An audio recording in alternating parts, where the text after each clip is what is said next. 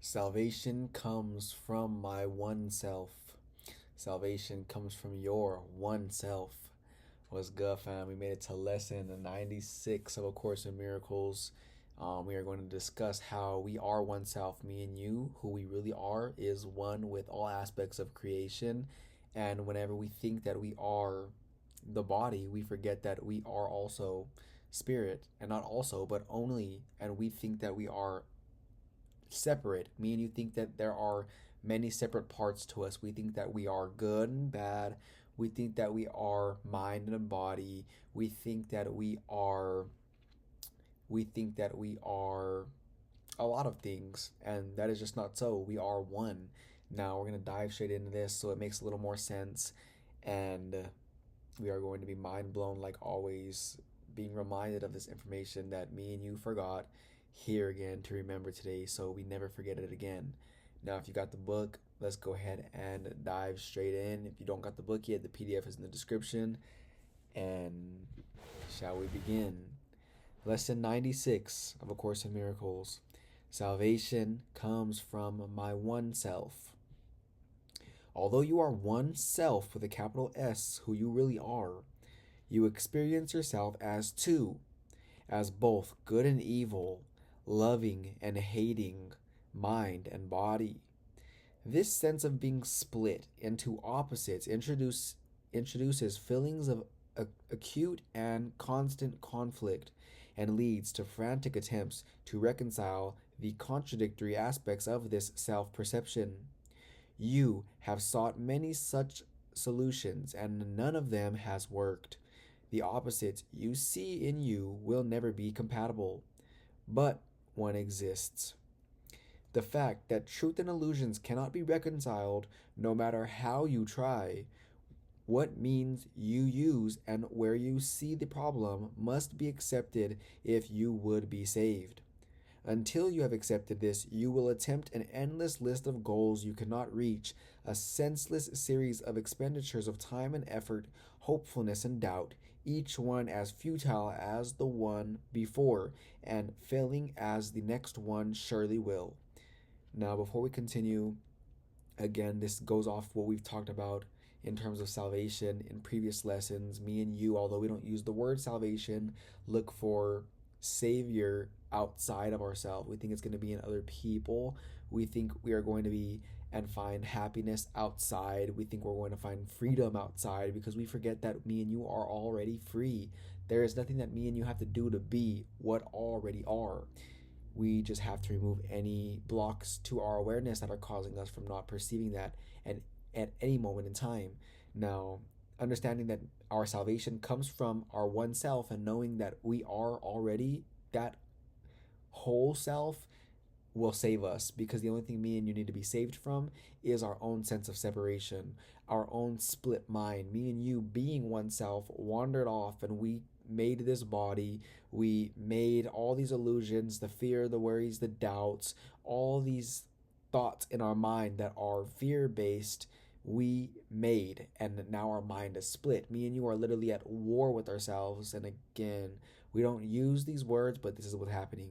Me and you are at war with ourselves, thinking that I am not enough, I'm ugly, I'm this, I'm that, that person's better than me, or that person's less than me. And we think all these insane thoughts, not really thinking at all, because we believe that that is what's going to make us feel better. We put other people down in our mind to make us feel better. Oh, that person's not enough, I'm enough. Or they don't have as much as I do, so that makes my situation okay.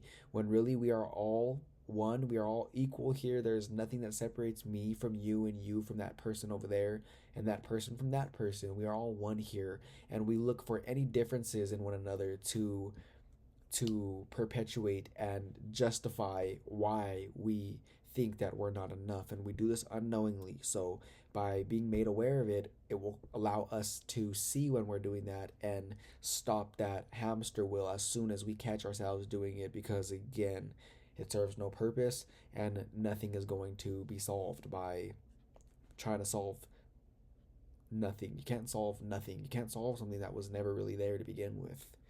Now let's go ahead and continue. Just remember that any problems you think you have, and although they appear like many, there is only one problem, and it is our belief of separation. And whenever we understand that that never occurred, and mean you are still one, then whatever it is that the problem may have seemed to be will dissipate in the thin air where it came out, of nothingness. Problems that have no meaning cannot be resolved within the framework they are set. Two selves in conflict could not be resolved, and good and evil have no meeting place. The self you made can never be your self with a capital S, aka the self you made can never be who you really are, nor can your self, who you really are, be split in two and still be what it is and must forever be. A mind and body cannot both exist. Make no attempts to reconcile the two, for one denies the other can be real. That's powerful.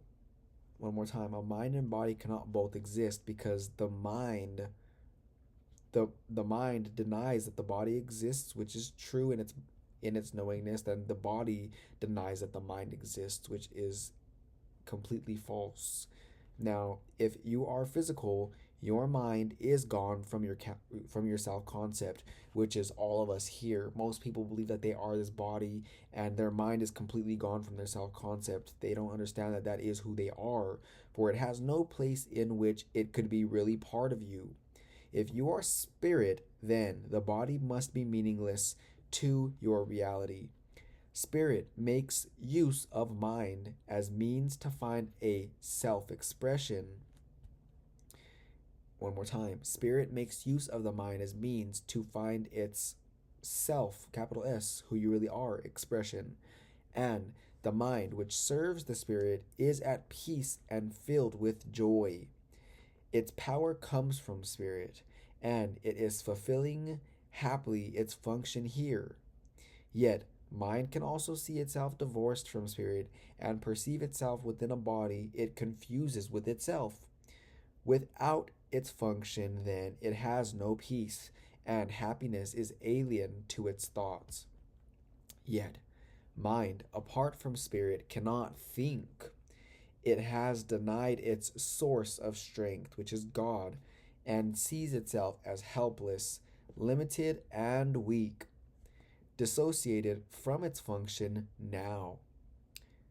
It thinks it is alone and separate, attacked by armies massed against itself and hiding in the body's frail support. Now must it reconcile unlike with like, for this is what it thinks that it is for. Waste no more time on this. Who can resolve the senseless conflicts with the dream which a dream presents? What could the resolution mean in truth? What purpose could it serve? What is it for? Salvation cannot make illusions real, nor solve a problem that does not exist. Perhaps you hope it can, yet would you have God's plan for release of his dear son bring pain to him and fail to set him free? Yet yourself, who you really are, retains its thoughts, and they remain within your mind and in the mind of God. The Holy Spirit holds salvation in your mind and offers it the way to peace. Salvation is a thought you share with God because his voice accepted it for you and answered in your name that it was done. Thus, it is salvation kept among the thoughts yourself, who you really are, holds dear and cherishes for you. We will attempt today to find this thought, whose presence in your mind is guaranteed by him, who speaks to you from your one self. Our hourly 5-minute practicing will be a search for him within your mind. And remember, our hourly 5-minute practicing is basically at the beginning of every single hour, 12, 1 p.m., 2 p.m., 3 p.m., etc. As long as you are awake, every single waking hour, at the beginning of that hour, make sure to just set aside 5 minutes and do these lessons And the the more we stick with that, the more we will repeat these ideas, and the more frequent we do this, the better, because it will begin to form and strengthen this belief that me and you have been forming for the past few months.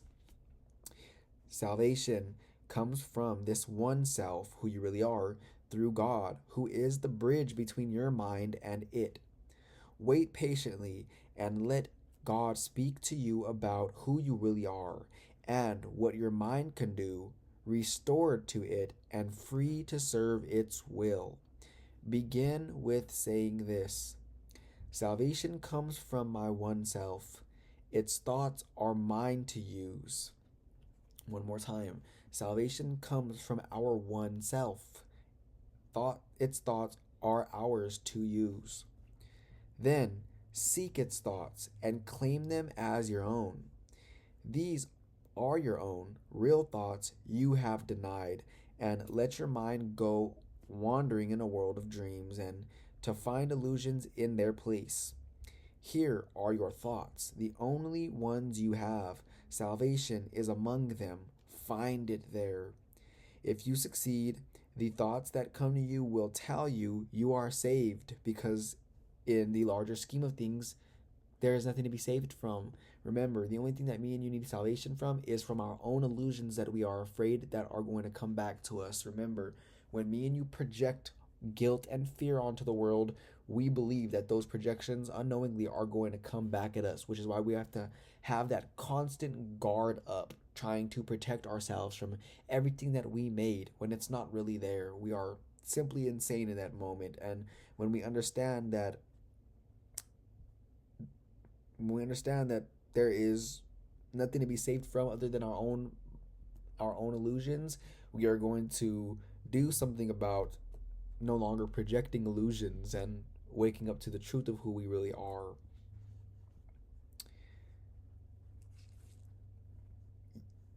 Yourself will welcome it and give it peace.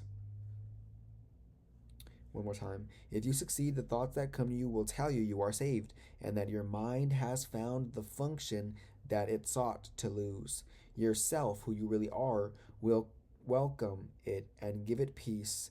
Restored in strength, it will again flow out from spirit to the spirit in all things created by the spirit as itself. Your mind will bless all things. Confusion done. You are restored, for you have found yourself, who you really are. Yourself, who you really are, knows that you cannot fail today. Perhaps your mind remains uncertain yet a little while. Be not dismayed by this. The joy yourself, who you really are, experiences, it will save for you, and it will yet be yours in full awareness. Every time you spend 5 minutes of the hour seeking Him who joins your mind and self, you offer Him another treasure to be kept for you. Each time today you tell your frantic mind salvation comes from your one self, who you really are, you lay another treasure in your growing store, and all of it is given everyone who asks for it and will accept the gift. Think then how much is given unto you to give this day, that it be given you. And that is the end of lesson 96. Me and you are already saved, and we know that when we are in our right mind, operating from who we really are. Whenever we are with the ego, thinking that we're this body, we are feeling insecure at any given moment in time, or thinking thoughts that mean nothing, like, I wonder what this person thinks of me, they probably think this about me. No, we can't think of what we think others think of us, because that's just really what we think of ourselves. We don't know what's going on in that individual's mind. Only that individual knows what's going on in their mind, and our job is to not monitor everyone else. Our job is to monitor what's going on in our mind and make sure that we are feeling good at every given moment in time. Because remember, whenever you are feeling good now, that is an indicator letting you know that your thoughts are being occupied on something, and you're looking at that something as God is looking at it, as who you really are is focused on the situation. Meaning, if you're looking at your current situation and you're feeling happy and blessed, you are seeing your situation for as it really is, because you're looking at it as who you really are is. And because this is who you really are, and you are in that moment on this frequency, you're going to feel the connection through good emotion, through peace, because there is no discord. Now, whenever you deviate from who you really are and you go down in your mind and you believe that I don't like what I'm living right now, I am not happy with where I'm at right now, well, who you really are is not thinking those thoughts and is not going to go down to make you feel good and make sure that connection gets never creates a gap. So who you really are is constantly up here in truth, and me and you go down thinking we're this body, viewing from the perspective of nothingness with no foundation at all to base our illusions off of, and we are seeing something that is not there, and we feel so bad while doing so because me and you have created a big gap between who we really are and who we think we are in that moment. And it's our job to be aware of how we feel, so that way we can make sure that that gap is as small to little to none as possible, because we are clear-minded when there is no gap. We are happy when there's no gap. We are at our best whenever we are being who we really are, which is why me and you have to understand that the only person who is going to close that gap is me and you, and that has to be our number one priority today, is making sure that me and you don't impose a gap between who we are and wander off thinking that we're someone other than who we really are. This information gets so much more easier the more we practice it. I'm sure that you're beginning to get a very good sense of all of this already. So am I. And remember, me and you don't know what we don't know. So there's always so much more to learn, and we will continue learning, or shall we say unlearning, all the illusions that are blocking us from seeing all this knowledge that me and you are one with and a part of.